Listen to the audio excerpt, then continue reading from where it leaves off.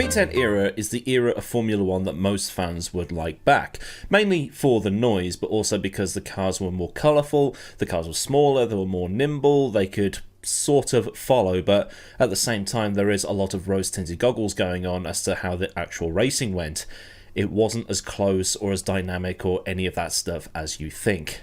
As Formula 1 entered the early 2000s up until the middle part of the decade, the manufacturers really had a hold on the sport. Ferrari, Mercedes, Ford, Toyota, Honda, BMW and Renault all had a factory team, or were heavily involved with one of the long-standing teams.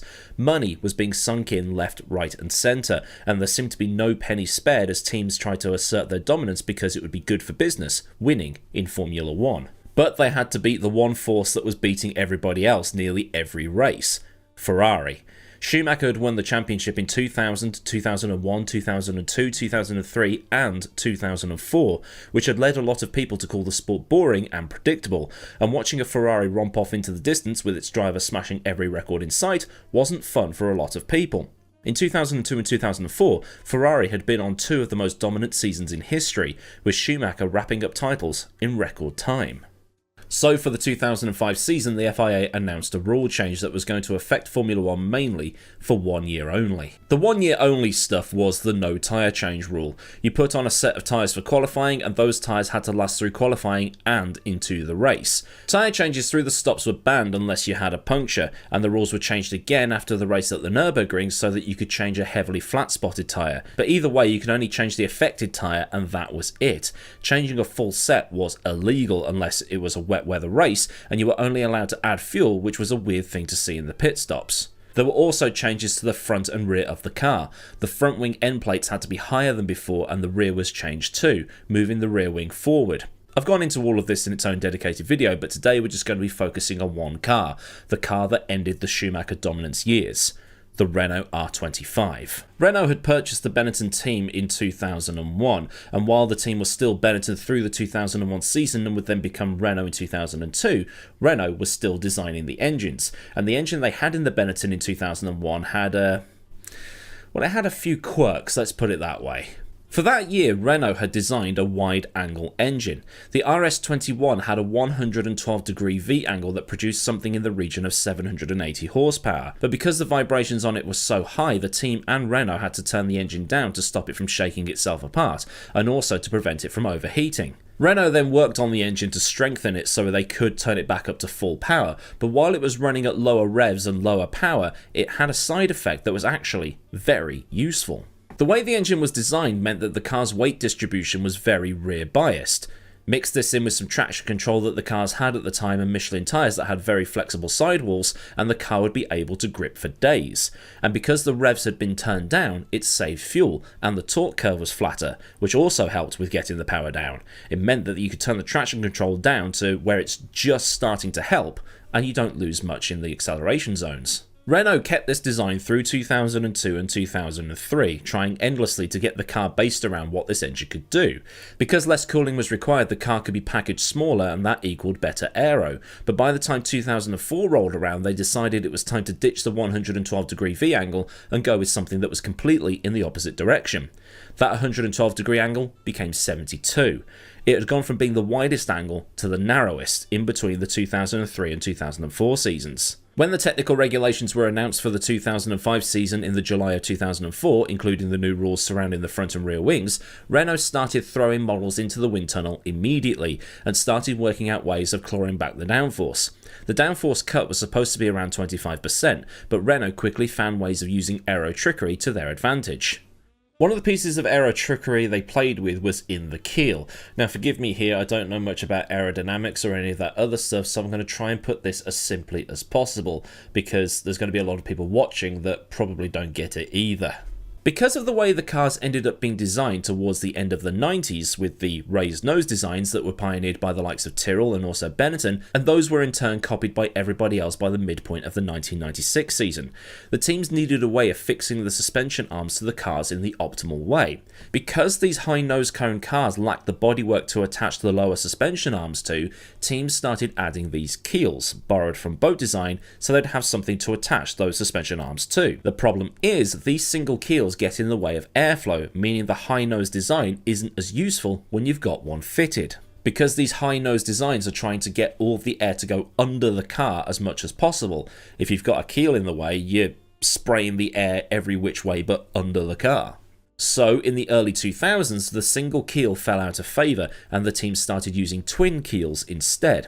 The Sauber C22 from 2000 was the first to use one of these twin keels, and it meant you had two smaller keels either side of the underside of the nose, so you still had the airflow underneath the nose cone and to the underside of the car, at the expense of the suspension being a little more difficult to adjust because of how it was now attached to the car, so it made the suspension a bit stiffer. It also adds more complexity and weight to the car. Renault instead came up with the V-keel. Red Bull used the same thing on their 2006 car, and the design is almost a mashup of the single and twin keel designs. You get the attachment points and the suspension tuning benefits of a single keel, but because there's a hole running in between the two keels which are fused together, you get more airflow under the car, so you've effectively got the best of both worlds. Now, it has to be said here that this wasn't exactly a design choice that other teams were rushing to copy.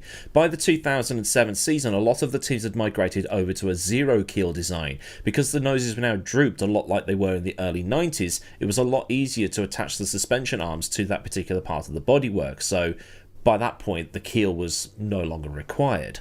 Bob Bell, the technical director, said of this system, "The traditional single keel with a single front lower wishbone and the twin keel which brings a measurable aerodynamic gain but can also have a structural penalty outweighing the benefit. We believe that the V-keel is a very elegant solution to this dilemma as it combines the virtues of both systems. We have obtained an aerodynamic advantage for minimal structural penalty while maintaining our preferred mechanical configuration for the front suspension." Renault was also able to save a bit of weight on the car with the engine and chassis control systems. It was called Step 11, and about a quarter of the weight they'd managed to save from 2004 came from this one system. It had 4 times the processing power of the previous system and had 10 times the data capacity, meaning Renault could get virtually anything they needed in minute detail. As an overall package, the Renault was underpowered versus the McLaren MP420, but because of all the changes Renault had made, the car had a lower centre of gravity than the other cars. It was also very tightly packaged thanks to the changes to the engine, and with all the weight saved, it was lighter than the MP420. Because it was lighter, it didn't need to burn as much fuel, so it had a smaller fuel tank. 98 kilos of fuel on a full tank versus the McLaren's 106 kilos. But one thing that Renault was also doing differently is where on the chassis it placed the engine. The other teams were trying to put it as far forward as they could, but for Renault they'd gone the other way. They were trying to see how far back they could put it. This, again, helped more with the traction, and Renault's chassis team made the rear as rigid as they could possibly get it. Probably explains Alonso's weird driving style that year. Now, this is usually the part where I load up Assetto Corsa and I show you the car going around the track, or I show you how it sounds, or I at least try to show you how Alonso drove the car, but I just cannot do it. I'm also having quite a few problems with Assetto Corsa at the minute. It's just not firing up in 64-bit mode for some reason. I can get it to the showroom just fine, but going out onto a track and driving around, I've got to do it in 32-bit, but you might as well do it in 64-bit. I've been told that a reinstall of Windows will solve the problem, but I'm just not prepared to do it at this point, so I'm going to do what I can. So how do you explain Alonso's driving style? Good question. What Alonso was doing at the time, because of the way the car was set up, is that he would start lazily turning towards the corner while on the brakes, and then when he got to the corner, he'd wrench left or right on the wheel, depending on which way he had to turn. This would induce a load of understeer. Then, as the tyres heated up in that front end slide, which was done deliberately to generate the front end temperature, the car gripped up. And with the grip that the rear end could generate, he could floor it and get absolutely epic performance out of every acceleration zone compared to other cars, because he was on the power much earlier thanks to how the rear end of the car was set up. It's got to be one of the weirdest driving styles I've ever seen, and I've watched loads of videos to see how he actually did it. But put it this way, it would never work today with the way the tyres are made, and it was doable because of the way the car was balanced and the way the tyres were built. Fisichella would drive the more traditional way, and he wouldn't be able to get on the power as early as Fernando was, which cost him lap time. Essentially, the R25 worked backwards. Other cars had gone with a weight distribution bias of 47% at the front and 53% at the rear, while Renault are thought to have gone closer to 42% at the front and 58% at the rear. Because of the engine's torque curve and the fact that it was brilliant out of slow corners and also mammoth off the line, it meant that Renault could fit a 6-speed gearbox to the car while everybody else had migrated over to a 7-speed gearbox. It was actually the last Formula 1 World Championship winning car to have a 6-speed gearbox. There's your fun fact for today. But the car wasn't perfect from the get-go. At the start of the season where Fisichella won the Australian Grand Prix ahead of Barrichello and Alonso, the rear tyre wear of the Renault was a little on the high side. Renault helped mitigate this with some aero devices towards the rear of the car in an upgrade brought to the San Marino Grand Prix, and that began to help with things. But because of Alonso's ability and the fact the car's main rival, the MP420, was F1's glassiest of glass cannons, the Renault won 5 of the opening 7 races, with Alonso leading the championship after Imola by 16 points over Jarno Trulli in the Toyota. The tyre construction of that year definitely helped with the way that Alonso was driving the car. Michelin had, since the beginning of the tyre war in 2001, brought harder, more durable tyres than Bridgestone had often done. So when everything switched over in 2005 and they had to build these more durable tyres, Michelin had a much easier time of doing that, and because they were so durable, Alonso could just lob the thing in understeering into next week and still make the corner and have the tyres last as long as he needed them to. And we looked at this in the BMW Williams video that I did, well, it was actually a couple of days ago, that the Michelins worked better in the hotter temperatures while the Bridgestones needed things to be colder. And the way things were, it just seemed to work out. It's a weird rule that they had for 2005. I'm glad it's gone. There are some other theories out there. Bridgestone rubber was only on 3 teams that season: Ferrari, Jordan and Minardi. Everybody else was on Michelin's. Theory is that with 70% of the grid on French rubber, 70% of the track rubber over a Grand Prix is going to suit 70% of the grid, while the Bridgestones just didn't bind with the majoritively, is that even a word, Michelin rubber. That's one theory. The other is that in the years prior to the 2005 season, Bridgestone had been making its tyres specifically for the Ferrari and giving those same tyres to everybody else, where the car just doesn't work as well with the tyres that are built for a specific car. The Ferrari was essentially a hot stint car. It could go like the clappers lap after lap after lap and do these 3-stop strategies because it was able to pull it off. But now the tyres had to last a whole race. The Michelin tyres, which were more durable to start with, had to have less work put into them. But that said, Schumacher did incredibly well at the San Marino Grand Prix at Imola. He did start incredibly far down the field, but he managed to finish second behind Alonso. So I don't know if the tyres just turned on for that particular Grand Prix only, or because it was cooler that race, or whatever, but it just seemed to be the one race where Schumacher and Alonso were on an even footing. But the R25 was more than just a car that capitalised where the McLaren MP420 blew up. And there's some things we need to get into here because it's actually quite interesting as to how similar they were in terms of performance. Bear with me, we'll get to that in a minute. Pat Simmons, who was Renault's Director of Engineering that year, was disappointed that the MP420 got all the column inches, despite the R25 being the car that won the championship. Autosport's readers that year named the MP420 the car of the season, and it left a bad taste in Renault's mouth because of the way the MP420 was the fastest car of the season, but faster doesn't always necessarily mean better. All well and good having a rocket ship over one lap, but the race is won on the Sunday, not on the Saturday. Ferrari, a couple of years ago, springs to mind. But the Renault wasn't exactly dominant because the MP420 kept blowing up. While Renault did win 5 of the opening 7 rounds, McLaren seemed to find some form in the final half of the season. After the United States Grand Prix, which I'll need to revisit at some point with a video that's not ruined by blaring rock music over the top, Renault and Alonso won just 3 races. McLaren, between Raikkonen and Montoya, 7 races. McLaren would ultimately win more races than Renault in 2005, 10 versus 8, but the damage had been done in the opening part of the season for Raikkonen and Montoya to close the gap to Alonso and Renault.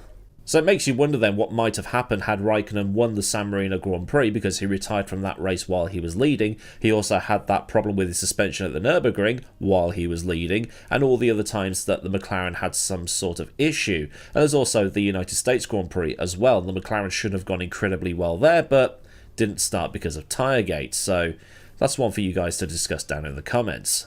So Renault had a car that was good on its tyres. It had a driver able to adapt to the handling characteristics of not just the car but also the way the tyres were constructed. And they also had tyres that were more advanced than the competition, as well as having a car that was able to finish more often than the competition did with fewer retirements.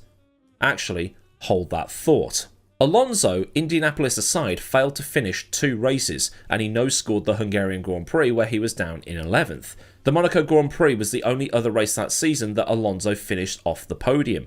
Fisichella, meanwhile, retired 5 times across the season. Added up, the Renaults actually failed to finish as many times as the McLarens did. One of the changes to the rulebook for 2005 alongside the tyres and the aero was that the engines had to last 2 successive weekends as opposed to just lasting 1 weekend. While everybody else had an engine that could last 2 weekends, I mean, Honda did try to exploit the rulebook in the first couple of rounds before they closed the loophole. McLaren had engines that were only lasting 1 weekend, or they were doing practice on the same engine that they had used previously, but then it gave up, so they had to replace it earlier than planned, which meant grid penalties. So really, most of McLaren's problems in 2005 were because of grid penalties rather than actual retirements.